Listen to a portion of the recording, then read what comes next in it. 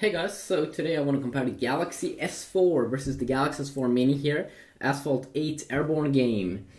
So, of course the S4 Mini is a cute little device. It's a cool device because it's almost an S4.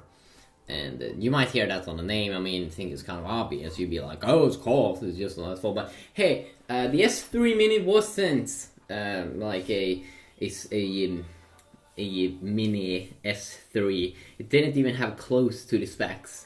Didn't share the same form factor, but this really do share the same form factor, almost the same GPU, not the same processor though, but you won't notice the difference, most of the time, because it's a very, very good dual-core processor. Let's check it out, this game! Yeah, maybe I should just shut up. Shut up. I do know one thing though.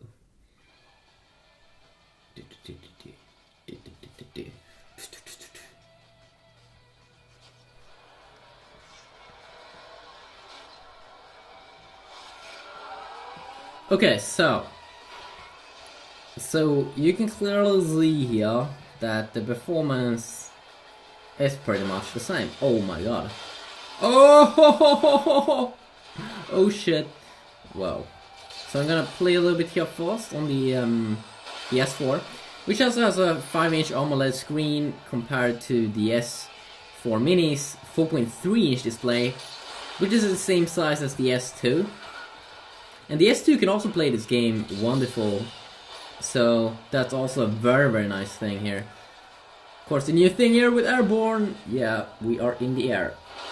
And I like the crash effects. Something that really do sucks with this other game called, what is it being called now again?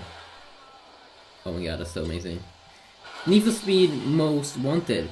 You can't crash in that game. That's super horrible, I think. Because I truly believe that crashing and flying around in the air, that's just the best things here. And of course also the graphics is better overall. Oh shit! Oh shit! Don't quit the race, stay on the track. Wow, that's cool. Okay, now let's have a quick little look here on the S4 Mini. So, sure, the display is a little bit smaller, but it's not that much smaller. 4.3 inch is still very, very good size.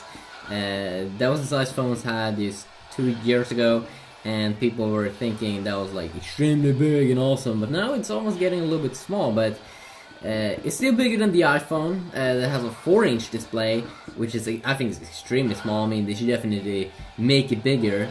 It's not a super big difference between 4.3 and 5-inch, but you will definitely notice it. And if you do like the big stuff, then it's of course going to be awesome. In terms of frame rate here, I would say that it feels good. They could also be, I'm probably going to take a look at the graphic settings in the next, or in a future video. Because it feels a little bit here in terms when I look at the blur effects here. Let's see here if I can see some more.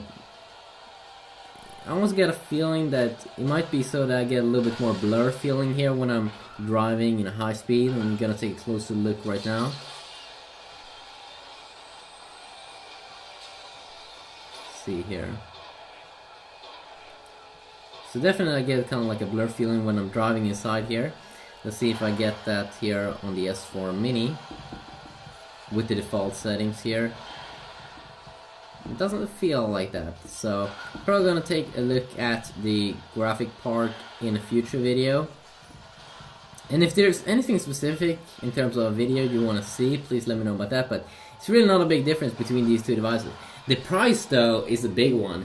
That you can get an S4 Mini for, it's extremely affordable, almost like 40% off, and then if you, or 30 to 40% off, than if you would get an S4, full-size S4. So just quickly a look here. Hopefully you did enjoy this video.